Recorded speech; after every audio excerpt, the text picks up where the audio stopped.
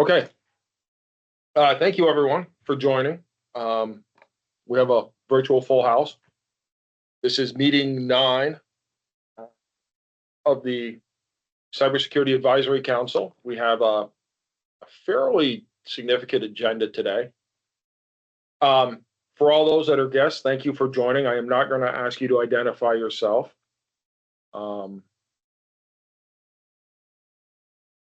What I am going to do, though, is we do have a new member of the council that we didn't get to introduce last time, and that is Mark Brisson.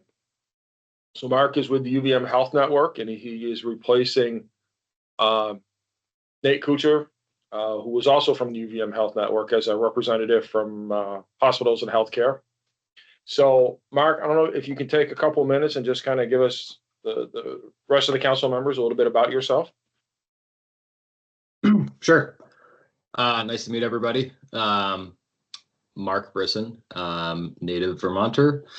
Grew up in Williston, made the big move to Milton. I have worked in a variety of companies in Vermont throughout my entire life, done anywhere from medical device manufacturing, IT work, IT consulting work, cybersecurity consulting work across the country in New England. And then about 6.5 years ago, landed at UVM Health Network, started as the cyber risk architect, and now I'm managing the IT risk and resilience team, which oversees cybersecurity risk and compliance, IT readiness, IT resilience, and all things that are lumped under all of those umbrellas.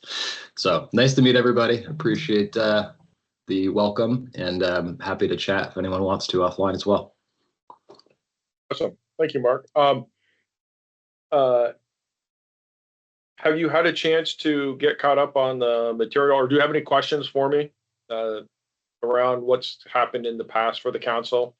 We don't need to get into it now, but if you do, just feel free to reach out and I can help catch you up on anything in the last 14, 16 months. Yeah, I'm still getting caught up, but I'll reach out with questions at some point. Excellent.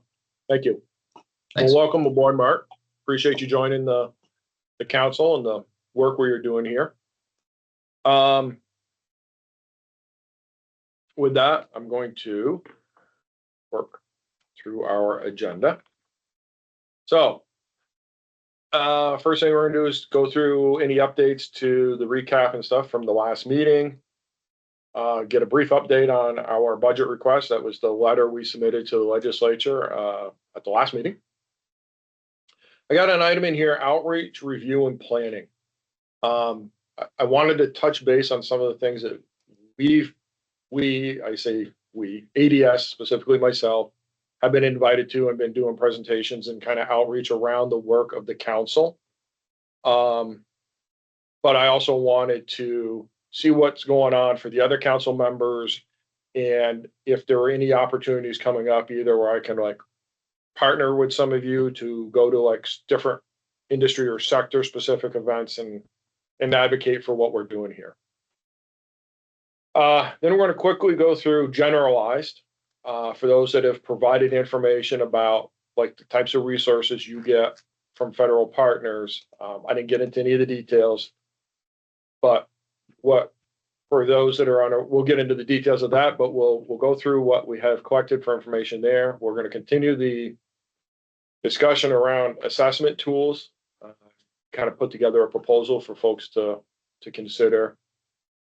And then we touched on this briefly at the last council meeting.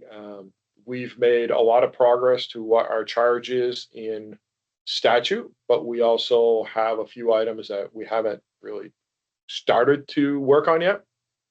And so I think collectively as the council, we need to decide how we're going to do that. We could have a subset get together and be as a working group and bring a proposal to the larger council. That's alternative, but we'll discuss those.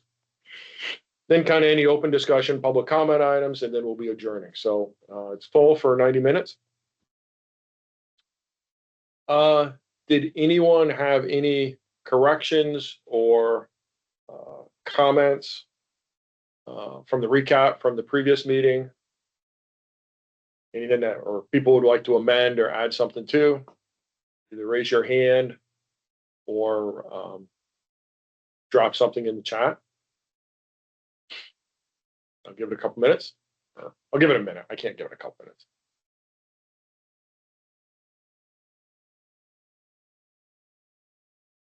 Need to get Jeopardy music.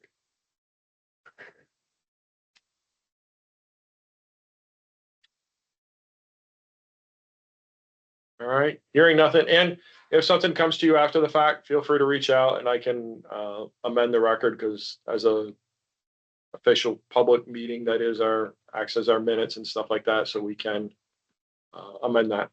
So so this I wanted to kind of, it ties in a little bit with the federal resource inventory work. We have done as a group, and I'm going to paraphrase from a couple of federal partners that are on the call, what I think is pretty sound work to try and understand the cyber landscape as it relates to critical infrastructure operators within Vermont. And so I think it's important for us to be continuing to put out there that the council exists, the work that it's done around the survey assessment, developing a strategic plan, endorsing the funding that is working its way through the legislature. It's made it through the legislature. So I have gone on a couple of occasions. Whenever I get asked, I do not pass up the opportunity to go and talk about kind of cybersecurity in general, but also the Cybersecurity Advisory Council. The most recent one, Lieutenant Colonel Galpo had to sit through. The secretary and I went up and met with the folks that are the liaisons in the military between the Guard when responding to something, and the state kind of maximizes its resources and then engages reserves or active duty military functions to support something that's going on in the state of Vermont, right? That's the quick way. I'm sure there's a better way to describe it, Lieutenant Colonel, but they do training, and they were doing a multi-day training event up at the Air Guard base. We got invited up and we gave an overview of the council and kind of just talked about the state of cybersecurity and kind of the scenarios a little bit by which they would likely get engaged. I thought it went well, at least based on the conversation and the questions we had. I don't know, Lieutenant Colonel, if you heard anything afterwards, but we were at the end of the day on a Friday, so it felt like I ran the risk of putting everyone to sleep, but it didn't seem to be the case. And it just felt like a good opportunity, because you could see, and it was, and I should say, the region is comprised of the New England states. So there was representatives from all the New England states there. And I think it really got them thinking beyond just pandemics and natural disasters, right? But that there could be the day by which a cybersecurity event is to the level that we need to invoke relationships with like active duty military. There you go. Glowing from the Lieutenant Colonel. Thank you. I also was invited. I don't know if Bill Jordan is on. Bill had invited me a week or two ago to speak to all the electric companies, utilities. They were getting together for a meeting. I was going to go and talk about the council and just kind of introduce myself and stuff. That had to be canceled, I think, because Bill was under the weather at the time. Eric, I don't know. I think you're going to try and maybe you'll know, reschedule that for this fall, I think. Sounds like that was Bill's plan, yes. Yeah, so I hopeful we'll still be able to be part of that and get in front of all of the electric utilities in the state and talk about what the council is doing. So that's to frame the topic to say, I think we should try and do that in like all of the sectors. I don't know if, you know, Erica, in the electric, or um, Mark, in a hospital and healthcare, or Joe in water, wastewater, those areas. If there's opportunities by either which you are like giving people updates on behalf of the council, or there's a way that I could get in front of folks, I think it would be good for us. I think I don't know if Ben's on, but I think Joe, I missed yet again, I missed the Rural Water Association annual meeting. Yeah, thank you. I appreciate that, Joe. And so I just wanted to put it out there. And also, if you have thoughts about other areas that we should be getting in front of, other organizations, groups, that will be, I think that'll be important moving forward if we see the results at the federal level that we're at least planning for. Whether or not it'll happen, I don't know. So I'm just going to stop there. Do folks have questions, ideas, thoughts? And I think I'm going to pose a more specific question. Are any of the critical infrastructure areas represented on this call doing something like that today, or planning for something like that today around a major incident with a cyber attack?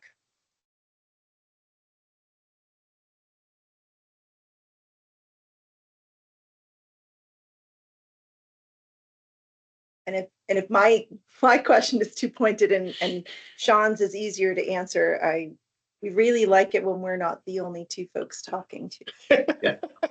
So Denise, I'll speak on the electric side. We've had some conversations. I think there was more of that to be had at the meeting that unfortunately is now in the fall.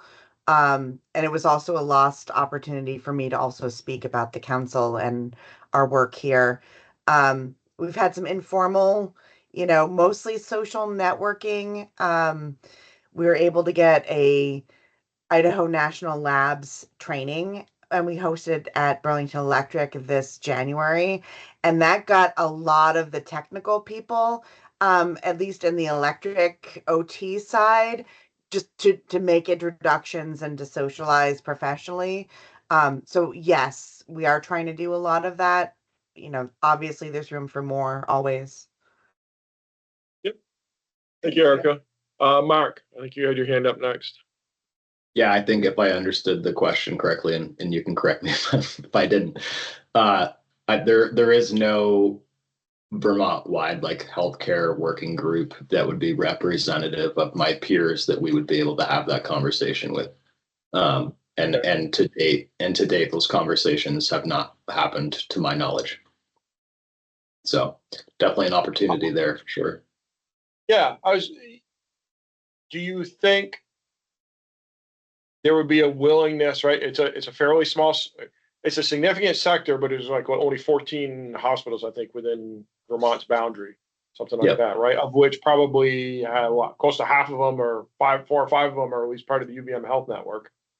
Do you think the others would be open to something like that?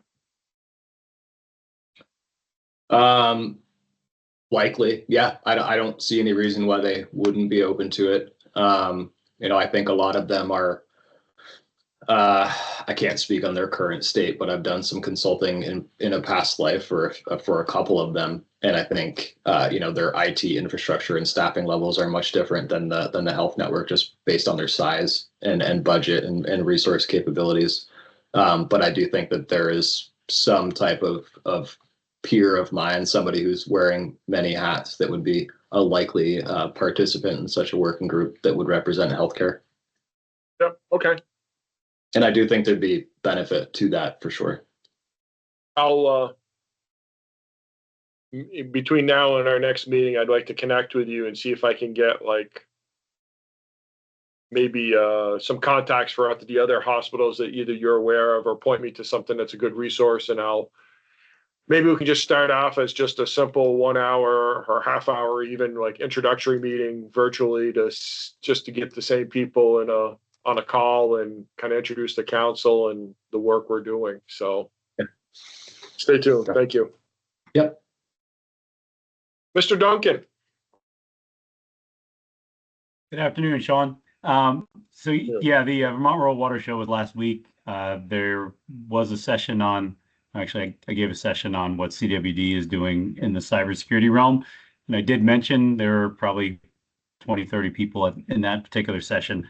There were other competing sessions that people were attending, but did mention the Cybersecurity Council at that meeting, but certainly I think there's a better way to make that happen. I won't speak for Vermont Rural Water. But I would advocate that they are working forward with a cybersecurity initiative through National Rural Water Association, in which they have a pilot study with them and one other individual in Oregon. So Vermont and Oregon are the two pilot states where they're basically creating a cybersecurity circuit rider specifically, and that person's actually trying to become a white hat to do some more advanced cybersecurity stuff with the systems. But anyways, point being is I think there's probably some synergy in having some sort of water sector meeting that's either sponsored by Vermont Rural Water or Green Mountain Water Environment Association or both, and maybe even making something a little bit larger of it where some of the other partners in the cybersecurity world are there, including an introduction to the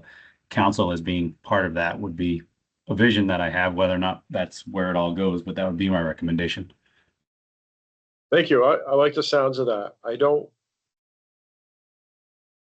If Ben is on, we have a lot of attendees today, so I do not see Ben on, but I think it's a great one, Joe. And I think, maybe working with Ben, some of our partners that are on here, I don't know if Leah is still on. I know she said she was going to have to drop early. Adam is on, right? So for those that were here last month, Adam Gamelin and Leah Bogdanowicz were on, so we could probably incorporate them. So, okay. Any other thoughts before kind of moving on?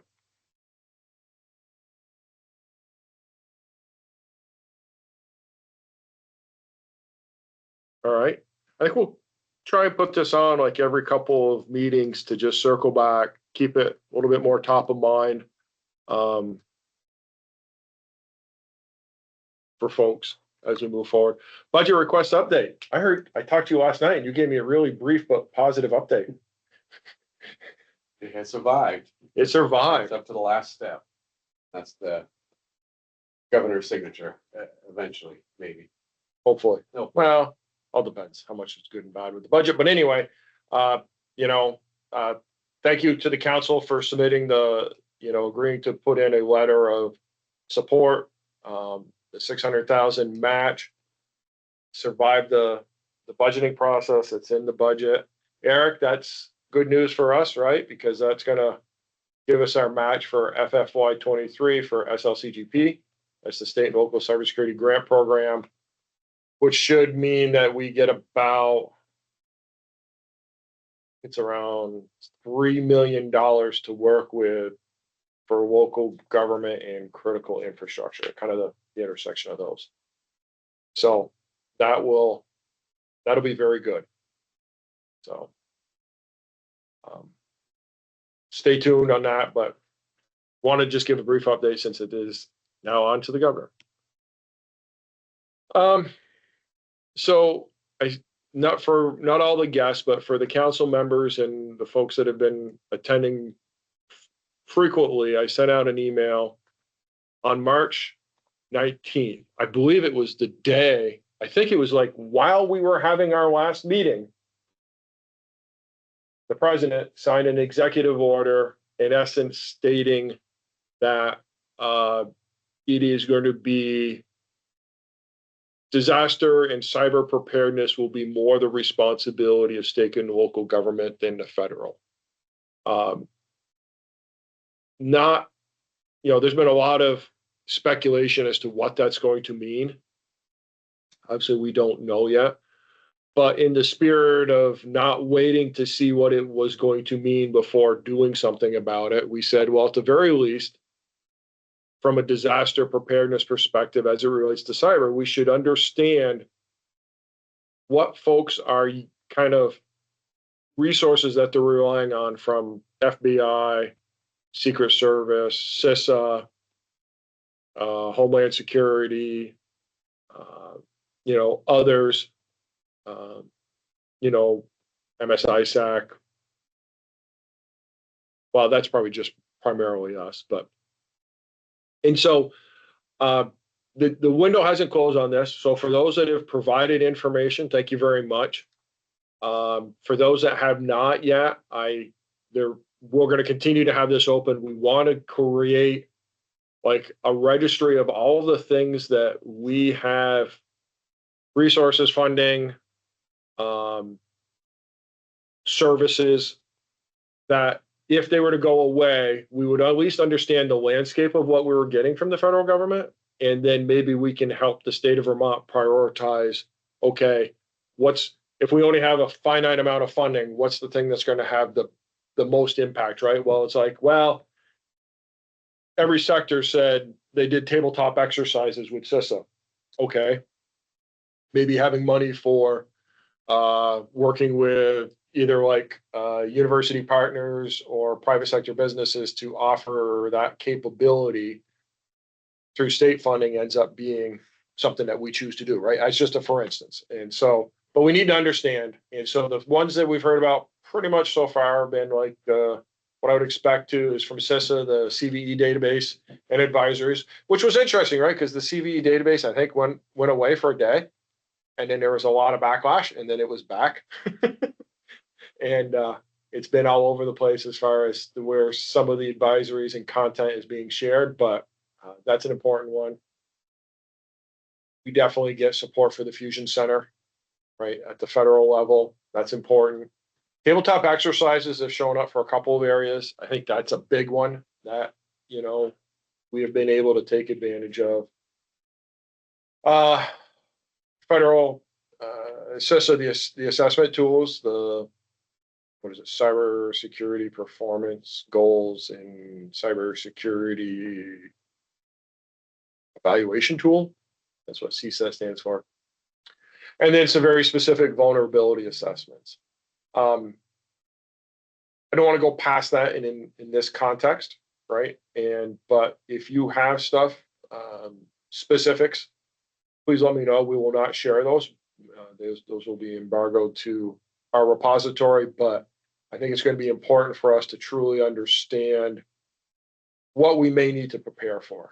I'm going to pause there and open it up to any kind of discussion, thoughts people may have, or things that they want to share collectively with the group.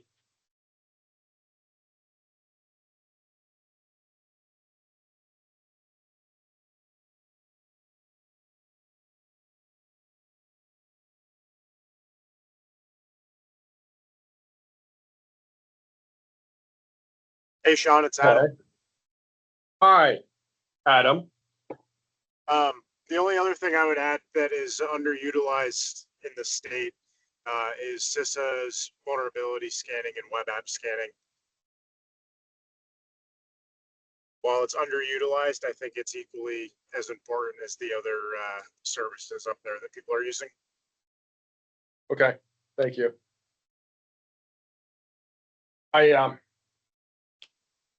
That's a good one. I'll add that to the list. Was that Erica? Or was that a thumbs up from Erica? Thumbs up. Excellent.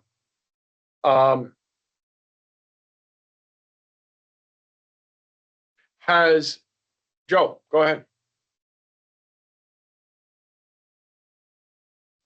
There we go. Sorry. I guess what I was going to say is it'd be interesting to see where it all goes with stuff because, I had a discussion with some people down in Massachusetts and some of the people that were a couple detectives that were out of the Fusion Center down there. And, if it's if it's all a Vermont-based thing or if it becomes a New England regional thing or whatever it is. I think one of the things that we got out of it, at least CWD, is we enjoy the national perspective of stuff as opposed to, just the stuff that might be going on in Vermont. So not having federal could potentially be very interesting. We're not thinking about that at the moment, but I guess in some of the conversations with some of the regional areas, it was sort of a potential regional world that's out there as well. That might be something to talk about, even if we, as a state of Vermont, decide, federal still there. Is there a regional element to all of this in the end as well? I think Yeah. I was going to say, if that's okay, Sean. Yeah. That's a really great point, because when you look at the expanse of particular critical infrastructure areas, we're already crossing those boundaries now. So I'm assuming you're talking about some of the similarities you may have across the region. I'm looking at it from the healthcare space too, that we don't just serve Vermont. So impacts that would happen in New Hampshire or Massachusetts or New York could impact Vermont as well. And I think that's really important. I don't think we've really tracked where there are state boundaries or expanses beyond boundaries with certain critical infrastructure areas. And so one town in New Hampshire could actually impact some major services to Vermonters as well. Yeah. And I was going to say, I think, in that line, Joe, for more how I was thinking about it was the idea that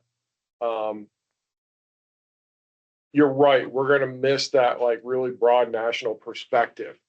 And is there an opportunity for, Center for Internet Security, right, for entities to somehow bolster the different ISACs for the different sectors to have maybe a little bit more of a stronger national presence eye, right? That's looking at stuff that's not just regionally, right? But so we know what's going on in Oregon and Washington and California.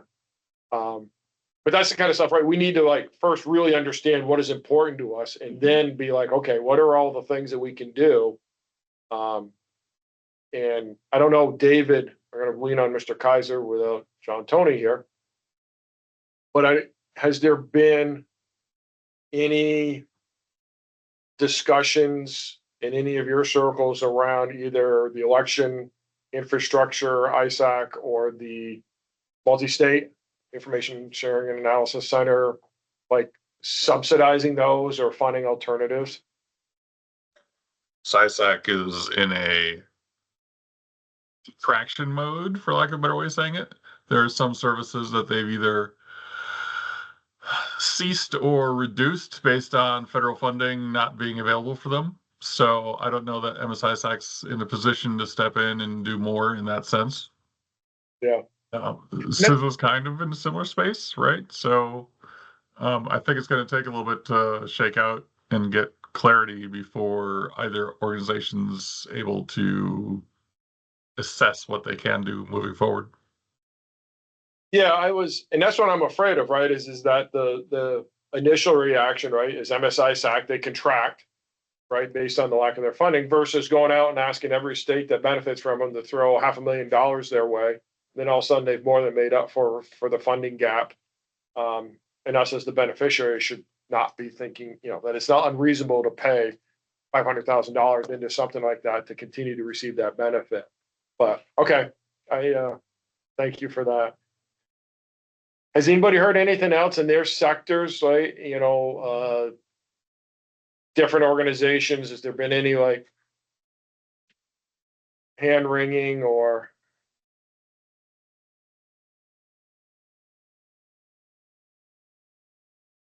Thank you, Forrest. I was reading your chat post. Thank you for posting that in there. I appreciate that. My pleasure. No problem. Any other thoughts? So for those that haven't, if you can try and take some time, and that goes for both state folks, right, and sector folks. Eric, I don't know if Ryan's on, but I've already received kind of a really good detailed understanding of how the Fusion Center what they rely on at the federal level. So, Right as Forrest was posting, I posted just above that about federal resourcing for the IRT program that the National Guard uses, and whether that would be potentially affected. And we're looking at using that for cyber support to the state potentially. And then the other one is the Cyber Yankee TTX. I don't know how much of that gets funded from a federal level and whether that's going to continue or not. And I'm wondering if, Jason, you have any info that you've heard on either of those. I think the IRT programs are not going to lose funding. I think they're very well funded through the outreach mechanism. That's one of the things in the new readiness plan that we are going to get money to be able to continue. As far as the Cyber Yankee, I think those are mostly funded internally by military, but I don't know for sure how much federal funding they actually get allocated. But I have not heard of any cuts actually across the board for cyber. I wish Colonel Kreider was on because she'd be her area has seen some cuts, but I don't know if it's at the cyber level or just at the infrastructure level. thank you, Lieutenant Colonel. I can follow up with Colonel Kreider via email to see what her funding cuts have been, if they've been cyber specific.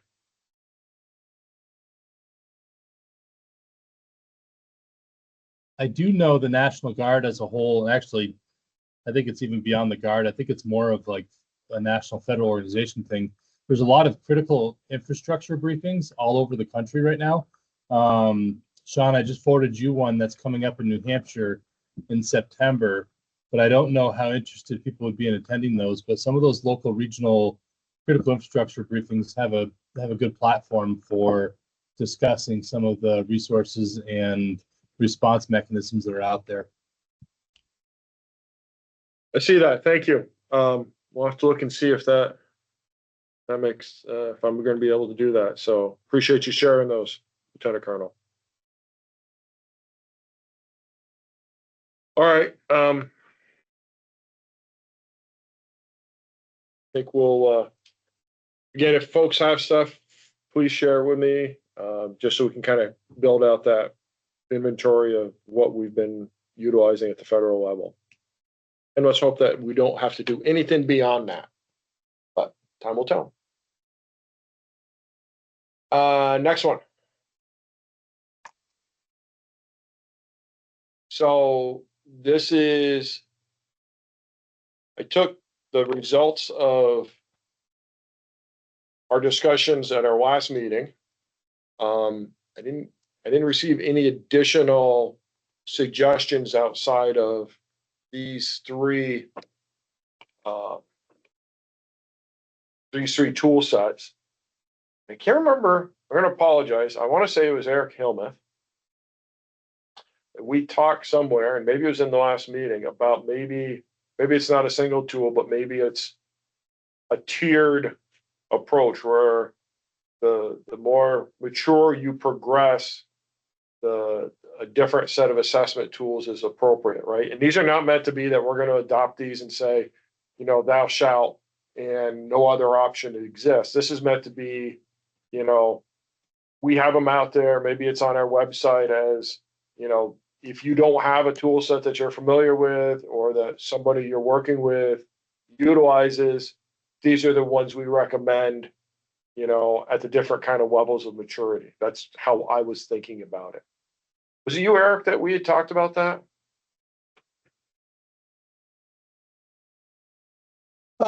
Possibly. I mean, I remember making a plug for the CIS controls, but Yeah. Yeah. Okay. Somewhere. Well, I'm giving you credit, and if it was somebody else, let me know. I don't want to take credit from someone, but I thought it was actually really a good way to think about it. So that's what I kind of put together here today. Was the idea that, and I can distribute these afterwards if folks want to look at the different tool sets, but it's like, I think we need to figure out how we're going to consider them in what we're going to consider. So I'm open to suggestions if people have ideas right now about how we should go about either evaluating any of these tools.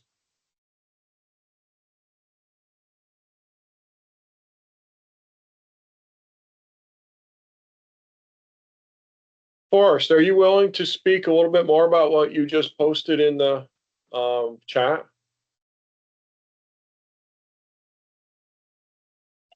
Yes, sir, absolutely. Forrest Anderson here with Vermont Rural Water Association. I'm one of the two people conducting the pilot program for the ONCD. I'm a USDA circuit rider. I was trained by the EPA to use the WCAT tool, and it's a more refined, they say it's a more boiled down version of the CPGs for the water sector. And this is the Okay. assessments that I've been offering. And has it worked well? Have you gone into an organization and found it was either not adequate or too complex, or has it been like pretty good regardless of what the organization has for a cyber program? There is room for improvement, but it is sufficient. Okay. All right, thank you. I'm working on trying to make it more relevant for small rural systems. Meaning what? Can you give me an example? So for like tactics, one of the questions is about monitoring tactics, and there's a giant catalog for that. So I'm thinking honestly just an inventory of what control RTUs and PLCs we have, and the specific model numbers with the tactics based on those instead of searching like a giant database. And I've been talking with Adam as well, and I really think this secure by design is going to be really beneficial for us and will eliminate a lot of vendor issues. Because right now, my perception is systems believe that the vendors are taking on cybersecurity more so than they actually are, and that's going to take contract amendments and vendor sample or different vendor contract language to make sure that the vendor is encrypting the logs, keeping them for 3 years, things like that. So I think just this secure by design may eliminate some of these vendor headaches going forward. Okay. Well, thank you for sharing that. I appreciate that. Absolutely. I see your hand up, Mark, so I'll be right there. Forrest, how well received are you out there at the, sorry? Oh. How well received are you out there at the different water operators?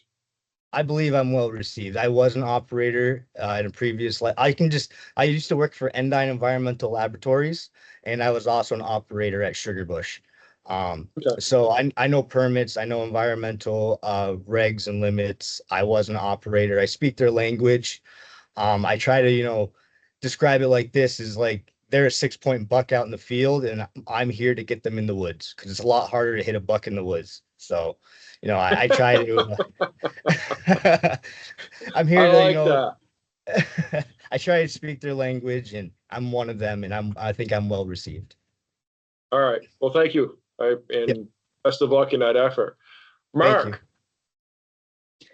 Yeah, I guess I just had a question for your question about these tools, right? What and part of it's just because I'm new and we can take this offline if we need to, but like what is the intent of these tools here? Is this for a self-assessment tool set for all different sectors of critical infrastructure?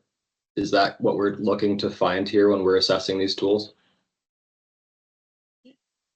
Yeah. Well, so twofold, right?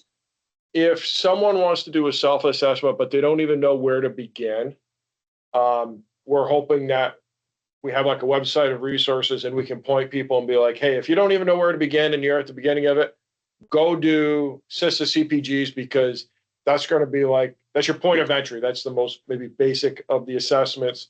And it gives you a place where to start, right? And then when you check all the boxes there and you've made improvements, then you kind of move up the ladder and you get a little bit more refined assessments, right?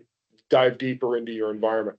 So we want to recommend them. We want them to be like not sector specific if we can, right? So if they're not, especially like when we're looking at critical infrastructure that's municipally owned or local government owned, it would be nice if they have like somebody that can do it for if they run an electrical system, they run a water system, they run a wastewater system, they run I don't know, phone, internet, something, right? I mean, if they run multiple utilities on behalf of their community out of that municipality, having one that they can apply across feels like it would be beneficial than to have multiple, being sector specific. Yeah.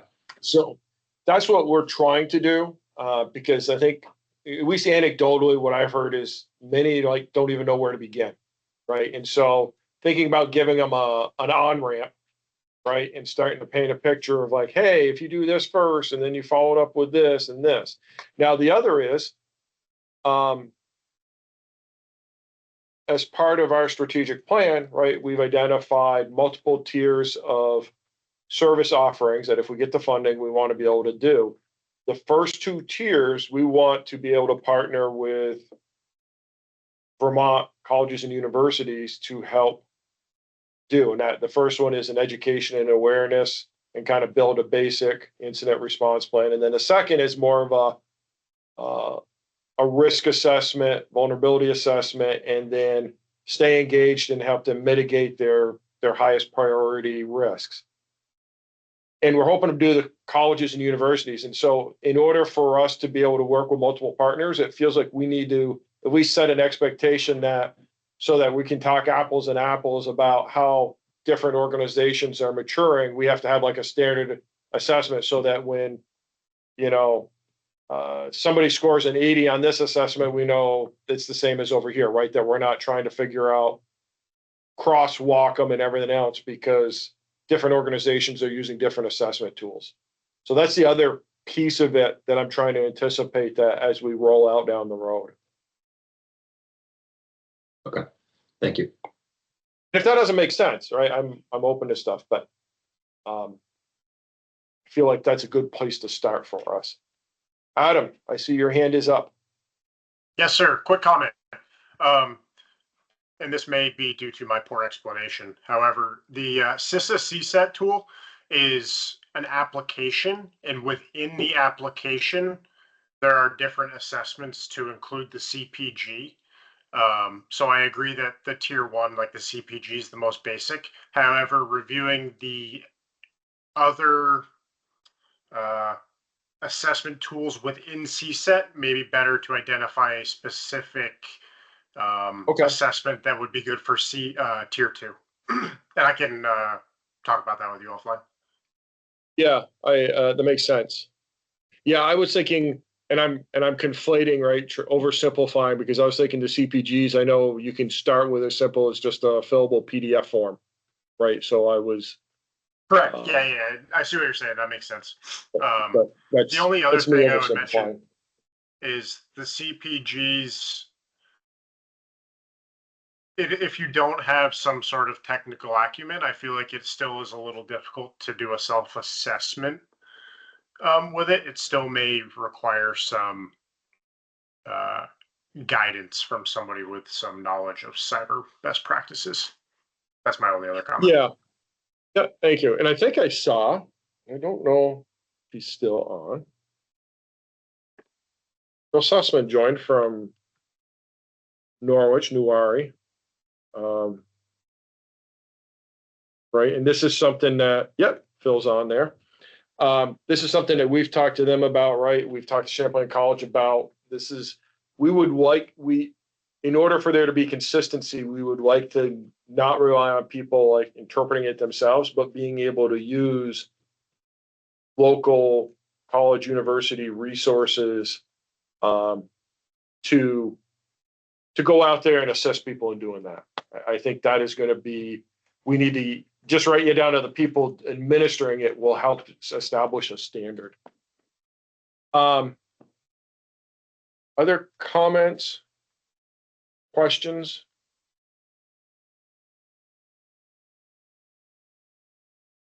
I want to plan an idea. We don't need to act on it right now, but I'd like to come back to it before the meeting is up because I think we have about 40 minutes left. This feels like this is like we have in statute the ability to have working groups, so a subset of both the council, and then we can invite other interested parties into a working group to look at like evaluating the assessment tools and bringing forth to the council a recommendation, right, of what to do, how, those types of things. So we're going to plant that. If that is something that we want to do in the next 2 months, we will need a motion, and then we can start moving forward. But if that's a reasonable way to look at it. There's nothing more there. I'm going to keep moving along.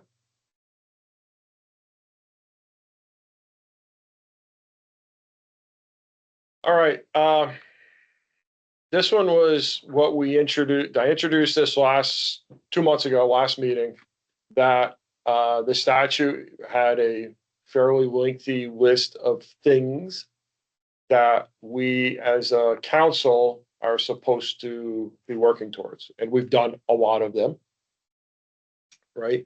I have taken the liberty to try and interpret the statute to like line out the things that we have done and not strike through the things that I can strike off the second half of 3. Look at that. So I'm reading and trying to talk, and it doesn't work. Somehow we need to figure out what does this mean for us, and what does the work look like to do? What should we be doing? I would say with the relationships of with CISA, FBI, others, involvement, participation. Now we can say that we have, and for those others that have private sector that have been attending the meetings and stuff, we have a pretty good, I think we're meeting that expectation of building relationships kind of across boundaries. But we have this best practices, policies, procedures,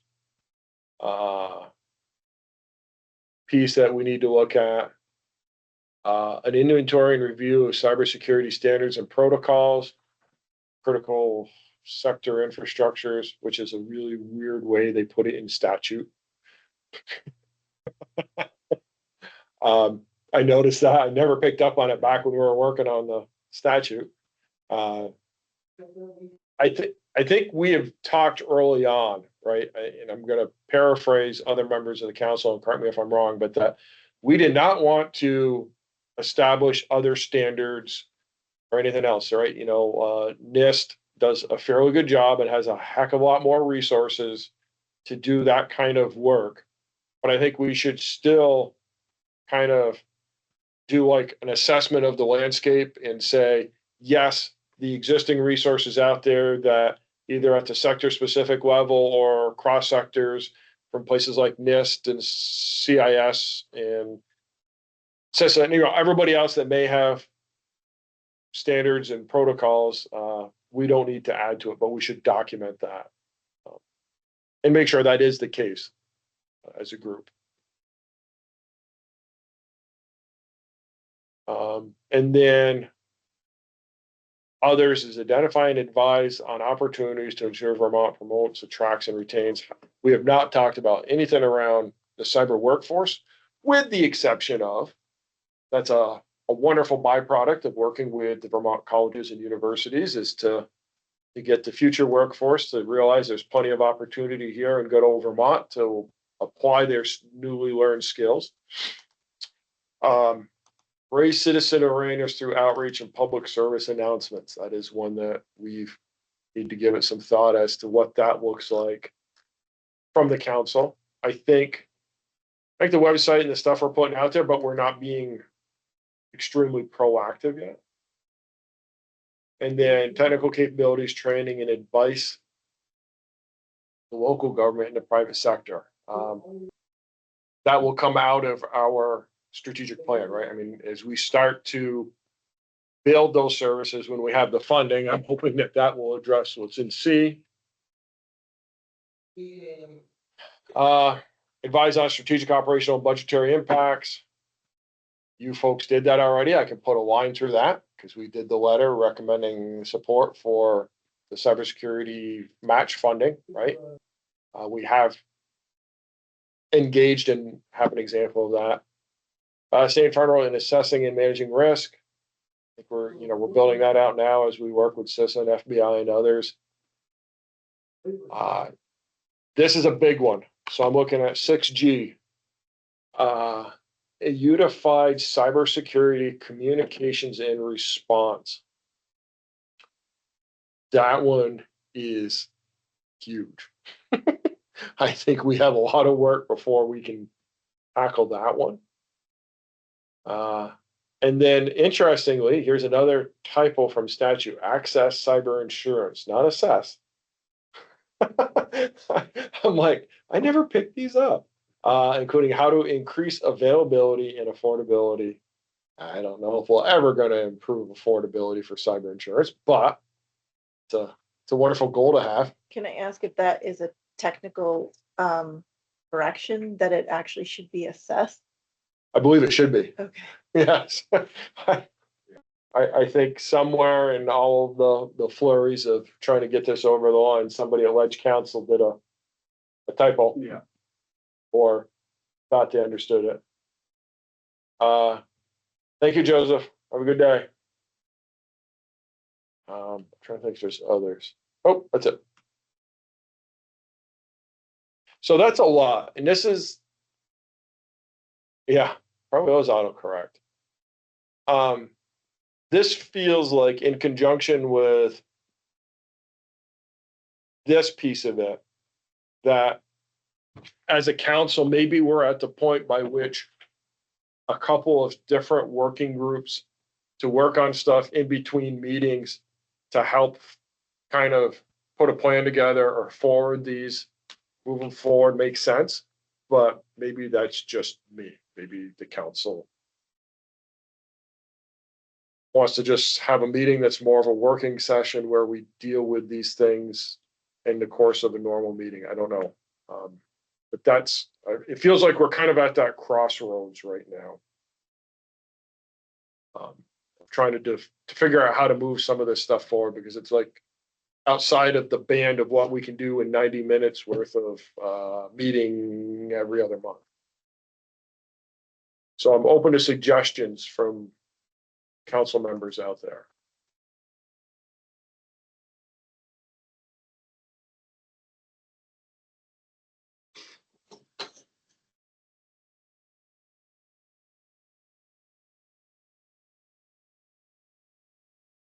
I'm open to a working group on the assessment tool evaluation process. I think that might make sense. Okay. What are others' thoughts? Is there a similar interest? At least around the assessment tool to start?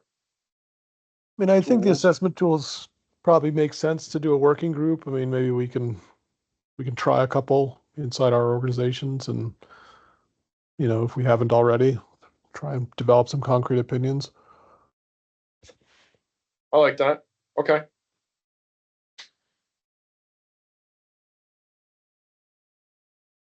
Any other? I think Heard I'm from open Barb. to the idea of a working group. I think I'd like to understand at a higher level before we broke into working groups what the specific goals were.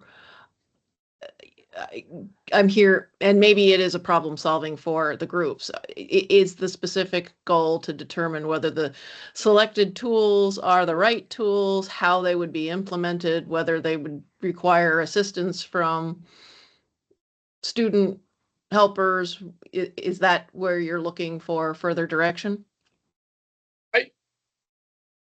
I think for myself, how I was thinking about it, the working group would like understand the landscape of options and say and bring forth a recommendation to the council to say that we think it should be these 4 tools, and we're just going to recommend them as an endorsement, not go any farther than that. And then over the course of when we have our full funding and we're working on our tiered strategic plan, then we can talk about what is the implications to colleges and universities to use these tools and stuff like that. So it feels like we've got to, like, the first step is just agree on how we're going to evaluate them and how many we need and for what, but understanding like the scope of how we use them and kind of making that selection or recommendation. Okay. Does that seem reasonable to you, Sue, as a working Oh, group yeah, activity? yeah. I wanted to make sure I understood how far you were going with it. That seems reasonable. Is anybody opposed? Oh, Eric. I'm not opposed. What's that? Did you just reach out to me? Oh, you came off mute. I thought you had something to No. share. Okay. But thank you. Yep.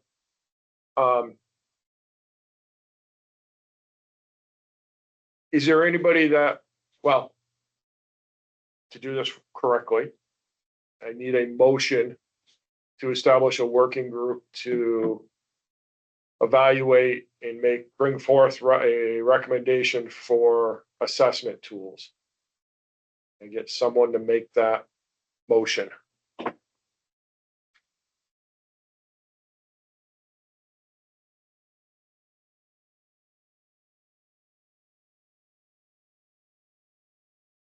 Sorry, I got a little distracted. You're looking for a motion to establish a working group to evaluate the assessment tools. Correct. I'm making an motion for the committee to decide on establishment of a work group for assessing the currently proposed tools for cybersecurity self-assessment. Second. Who was the second? Eric. Thank you, Eric.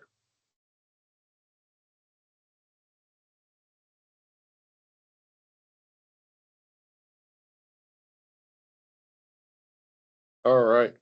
We have a motion. Any discussion before we vote on the motion? Seeing no hands raised. Yes, thank you, Michelle. Yes, I believe we will have to follow open meeting laws for them. If they have, well, I will confirm that with you. We will make sure that we understand all the legal. Okay, let me know the facts once you get them put together, and I can help you with that. Yeah, because if they end up being less than a quorum, does that still meet open meeting law? Yeah, it's a quorum of the subgroup that, if a quorum of the subgroup meets, but there's some nuances. Once you get your group established and I know all the details, then we can figure out how that would work. Perfect, thank you. Yep. I love having a general counsel on. All right, so I'm gonna put forth we have a motion to establish a working group. All those in favor say either aye or raise your hand. Aye. Aye.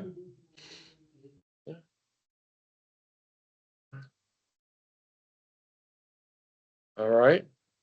Thank you. All those opposed, either say nay or raise your hand.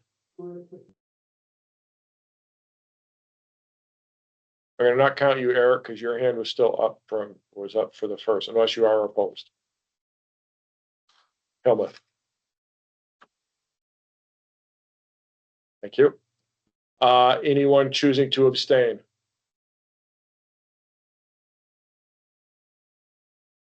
Excellent. The ayes have it. I will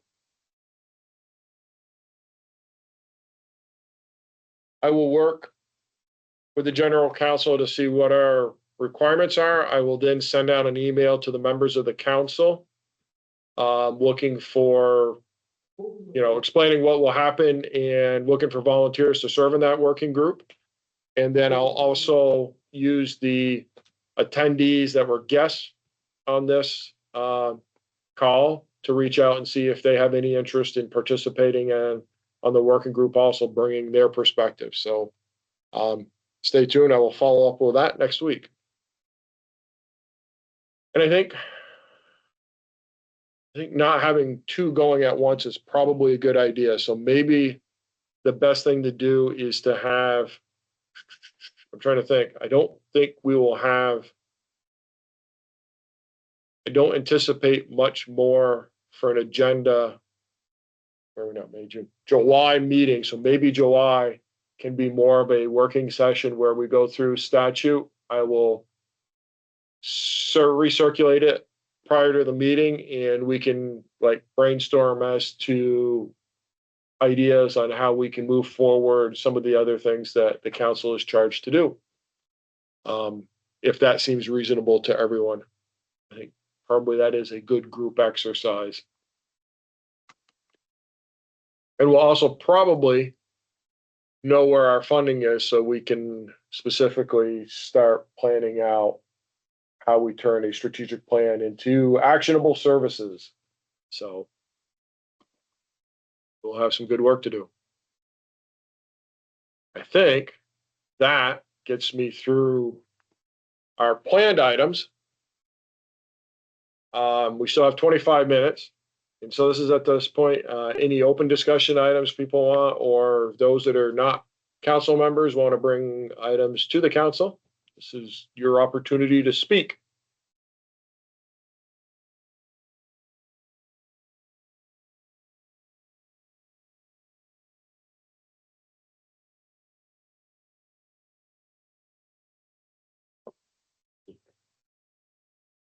Mark, I see your hand raised. Thank you. Yeah, I don't know how much it's been discussed in the past, but I think it was number 5 about standards, publishing standards and protocols, et cetera. And we kind of referred to the plethora of already published standards from, the folks at NIST, et cetera. I think it'd be an interesting conversation to have people speak to their experiences, maybe within this group or outside, but around trying to take those that were largely written for the federal government and apply them to their organizations, because that can be definitely a tricky thing. And if we're going to look to point people to them as resources, I do think it'd be valuable to consider what supplemental guidance or information we might want to include to kind of help people navigate all that exists out there. Because a lot of the SMB marketplace opens that up and is quickly overwhelmed with even how to approach or what doc to start with.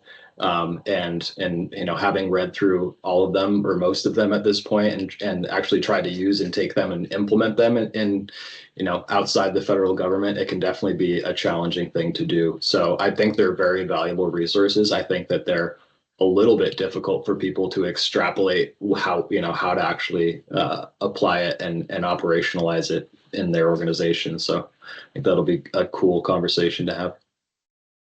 Yeah, you've already piqued my interest. It sounds like your experience would be interesting to hear about the nuances of how to crosswalk some of this stuff to like a real world application versus a federal bureaucracy. So yeah. Yeah, that's a great point. And I think that can be part of, as we're going through these, thinking about,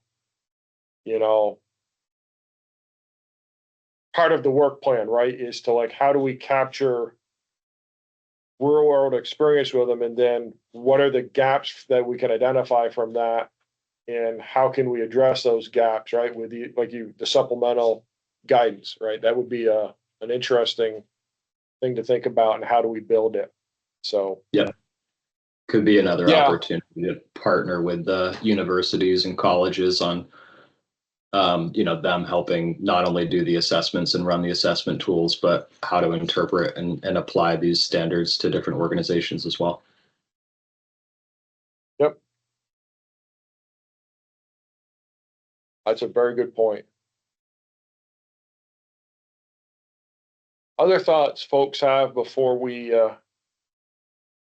wrap up this meeting?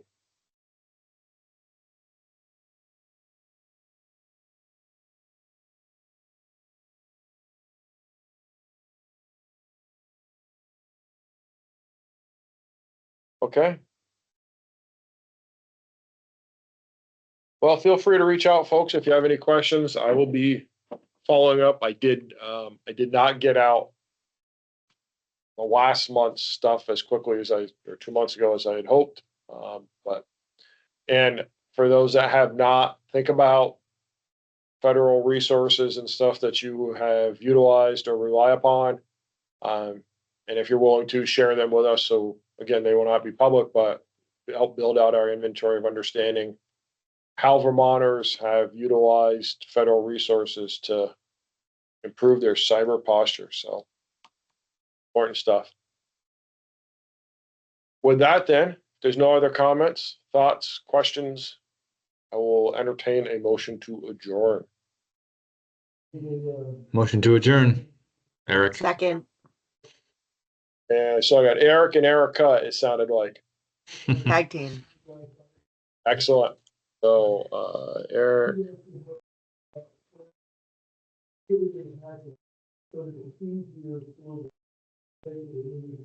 All right, we have a motion. All those in favor, either aye or raise your hand. Aye. Excellent. Anyone opposed? Say nay or raise your hand if you feel like this is way better than doing something else.